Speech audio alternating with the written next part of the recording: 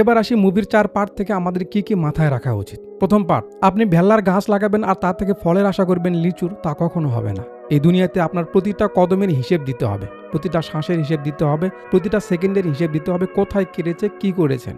সেখানে আপনি দাম্ভিকতা, অহংকার, অন্যের সঙ্গে অন্যায়, চাঁদাবাজি করে খাবেন আর বিনিময়ে ভাববেন আপনার সময় ভালো যাবে, দুনিয়ার সবাই আপনাকে সম্মান করবে, তা কি করে হয়। চুল পরিমাণ কারো ক্ষতি করলে চুল পরিমাণ ফলাফলে আপনাকে পেতে রেডি থাকতে হবে। দ্বিতীয় পার্ট, খেলার তালে বলে আমাদের দেশে কত পরিবার যে ধ্বংস হয়েছে বলার মতো না।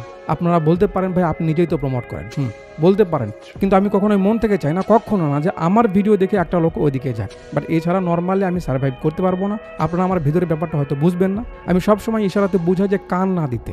বাকিটা যারা বোঝেন না তাদের কাছে আমি হয়তো অপরাধী। তো বাংলাদেশের কোটি কোটি টাকা শত শত যুবক নিজের ফিউচার বাজিতে ধরছে। এটাই এমনভাবে আমাদের সমাজে ঢুকেছে, যাকে মনে করতেন সব থেকে বুদ্ধিমান সেই মানুষটা লাখ লাখ টাকা হারিয়ে পালিয়ে বেড়াচ্ছে। এই ব্যাপারে আর কি বলবো, আপনারা সবাই জানেন। শুধু বলবো হার্ড ওয়ার্ক ছাড়া, স্ট্রাগল ছাড়া কখনো সফলতা পেলে তার উপর ভরসা করবেন না। রাস্তায় কুড়ে পাওয়া ধন দিয়ে বিশাল বাড়ি বানাতে পারবেন, কিন্তু বাড়ির ভিতরের শান্তি পাবেন না। এটা একটা ট্র্যাপ, আপনাকে পাকে ফেলে তাদের পকেট গরম করা। প্লিজ এর থেকে দূরে থাকবেন। প্রতিটা পদে পদে এমন ভাইরাস সমাজে থাকে যারা দশের জন্য ভালো না, দেশের জন্যও ভালো না।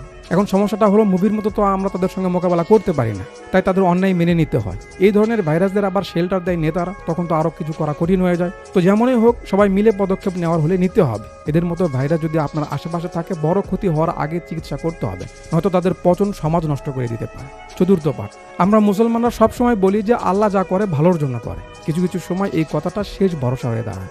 আর আপনাদের মাঝে অনেকেই হয়তো এর ফলাফলও পেয়েছেন। জুয়েলার্সের মালিকরা যে সন্তানের বাবা মা হতে পারেনি, এর পেছনে কারণ বুঝি এটাই যে তারা বাবা মা হওয়ার যোগ্যই না। দিব্যার সঙ্গে যা হয়েছে একদিকে ভাবলে বোকামি, অন্যদিকে ভাবলে যা হয়েছে ভালোই হয়েছে। একটা সন্তানের জন্য মানুষ কত কি না করছে, যাদের হচ্ছে না তারা বুঝতেছে, আবার কতজন না চাইতেও এমনিতেই পাচ্ছে। যাই হোক না কেন, মন খারাপের কিছু নেই। যখন সব রাস্তা বন্ধ হবে, মনকে বলবেন যে উপরওয়ালা যা করেছে এটাই বুঝে আমার জন্য সঠিক। দেখবেন সাহস পাবেন, বেঁচে থাকার শক্তি পাবেন, পরে কিছু করার সুযোগ পাবেন।